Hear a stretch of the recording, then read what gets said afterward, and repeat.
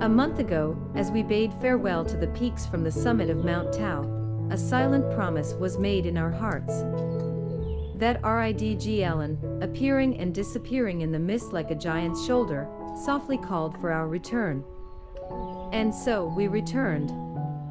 Standing at the divide between Pintian and Tao, the air held not only the crisp purity of the high mountains, but also the tenderness of a long-awaited reunion. The prelude to our journey was played by the famed scree slope. This was not a path, but a trial set by nature to select its climbers. The shale underfoot, chiseled and rugged by the torrent of time, created a soft, crisp sound with every step, as if we were engaged in an unstable dialogue with the mountains. While our bodies struggled for balance on the incline, our minds became exceptionally focused, leaving all stray thoughts behind with the constantly sliding stones. When we finally traversed this flowing mountain face and reached the summit of Mount Chiyou, the sense of solid ground felt like conquering a deep-seated uncertainty within ourselves. However, the mountains do not easily reveal their most beautiful faces. What followed was a perilous, near-vertical ascent. We used both hands and feet, clinging to gnarled tree roots and cold rocks.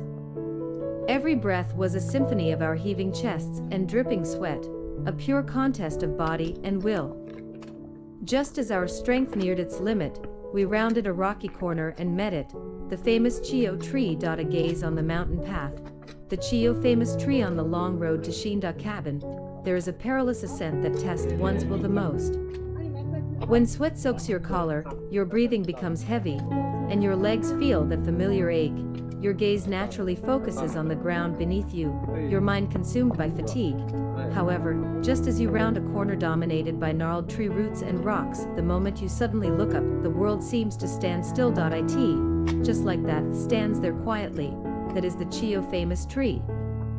It does not win by soaring into the clouds, but rather, with a posture that remains elegant after weathering all storms, it captures your entire attention. It is a Formosan juniper, rooted at the edge of a cliff, with the deep blue sky and the ever-changing sea of clouds behind it, and the silent silhouette of the holy ridgeline in the distance. Its trunk is weathered and gnarled, with a profound twist, as if silently recounting stories of its centuries-long battle with wind and snow. Every inch of its cracked bark is a poem carved by time itself. And yet, the branches that extend from this seasoned trunk are so full of life, stretching toward the sun and sky, unfolding into a perfect painting. On one side is a defiance facing the wind, on the other, a gentleness that yields to the mountain's contours. It is a solitary dancer, frozen in the most moving moment on the vast stage of heaven and earth. It is also a silent guardian, quietly watching generation after generation of hikers pass by with their weary bodies. People stop before it, set down their heavy packs, lean against the mountain wall, and look up in awe. In that moment, all fatigue seems to be healed by its tranquil yet immense presence. It speaks not a word, yet it gives travelers the most tender comfort and the strength to carry on. The Chiyou famous tree. It is not just a tree. It is a living coordinate on this high mountain, a spiritual symbol. It teaches us that one can still live with the most beautiful posture in the harshest of environments, that in the most solitary watch, one can still become the most stabilizing force in the hearts of others. When you bid it farewell and embark on your journey once more, you will find that its weathered and elegant silhouette has been deeply imprinted in your heart. It stood as a solitary guardian, poised on the edge of a cliff with a posture of weathered strength, set against a backdrop of the boundless blue sky and a churning sea of clouds. Its outstretched branches, seemingly sculpted by 1,000 years of wind and snow, held the poetry of ages in every inch of their bark. In that moment, all fatigue was washed away. We stood in silence, feeling its tranquil yet immense life force. It was more than a tree. It was the soul of this forest, the most gentle comfort on our arduous journey. As the evening glow painted the sky in warm shades of orange and gold, we arrived at Xinda Cabin. A golden light that ignited the world in the instant we held our breath. The pink on the horizon suddenly grew fiery and dazzling.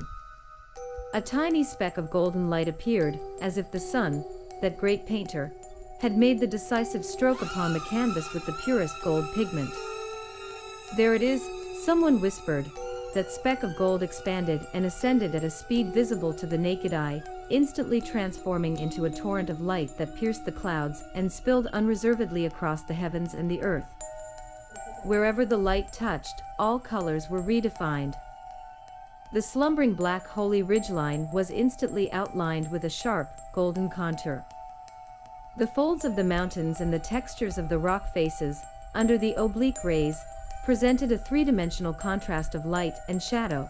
The once grayish-blue sea of clouds was instantly set ablaze, a warm orange-yellow light glowing from its depths, while its surface was dyed a brilliant, molten gold. The waves of clouds churned, and light flowed over them, like a true, flowing sea of gold.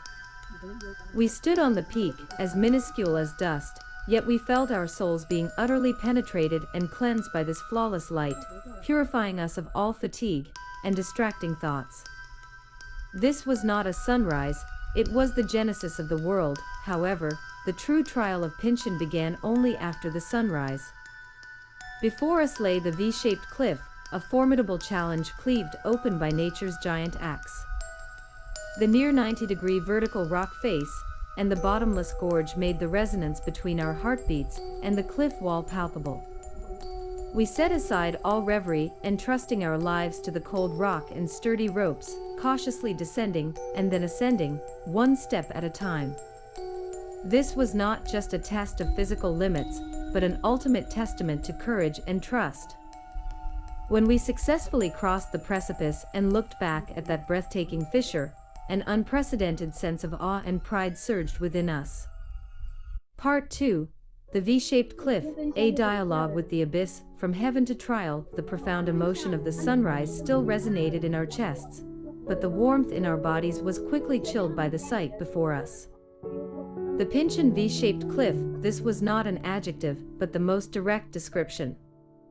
It was as if the Creator God, after completing the great work of the holy ridgeline, had casually cleaved a gash with a giant axe, a final, and most severe, trial for the pilgrims, the ultimate physical test. The challenge began with the descent. The rock face before us was nearly 90 degrees vertical. The only path consisted of ropes left by predecessors and shallow depressions on the rock surface that could barely serve as footholds. The instructor's reminder echoed in our ears: 3 points of contact, 1 point of movement. This iron rule of mountaineering became our sole creed in that moment. The muscles in our arms tensed instantly as we entrusted our entire body weight to the cold ropes and rocks. Every centimeter of downward movement required a stable core and precise leg strength. Our fingers searched for the most secure holds in the rock crevices. The tips of our climbing boots tested the rock wall, seeking the most solid footing. Sweat beaded on our foreheads, only to be quickly dried by the cold wind. In the silent canyon, the sound of our heartbeats seemed to resonate with the cliff face itself.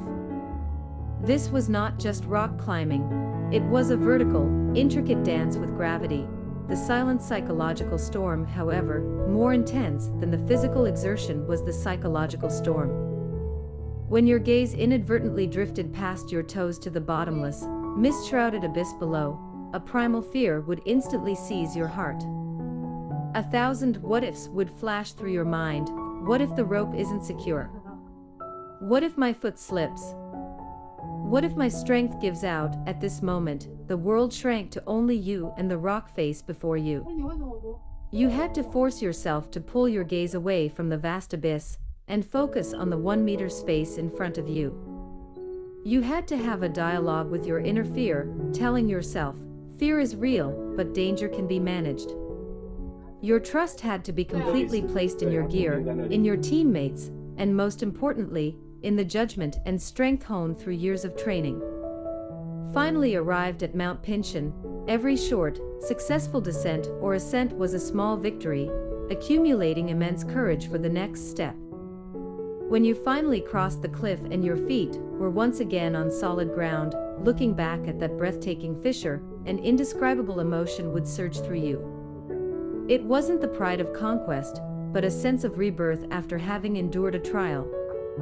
You would understand that this cliff never blocked the path forward. It blocked the doubt and cowardice deep within your heart, from the most magnificent light on the holy ridgeline to the most profound fear at the V-shaped cliff.